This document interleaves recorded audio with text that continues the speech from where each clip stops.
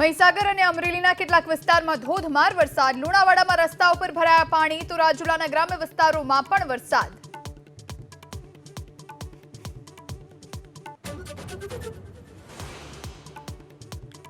ગાંધીનગરથી વિજાપુર જતા ઉનાવા પાસે અકસ્માતમાં 2 મહિલાના મોત. ટ્રેલર સાથે અકસ્માત બાદ મર્સિડીઝ કારના ચાલકે 2 મહિલાને અડફેટે લીધી.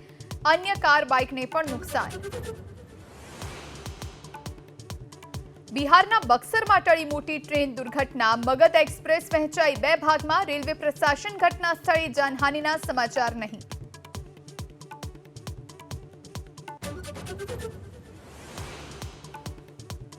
હરિયાણામાં આપ અને કોંગ્રેસના ગઠબંધનનું ગમે ત્યારે થઈ શકે એલાન. સૂત્રોના દાવા પ્રમાણે આમ આદમી પાર્ટીને 6 બેઠક આપી શકે છે કોંગ્રેસ.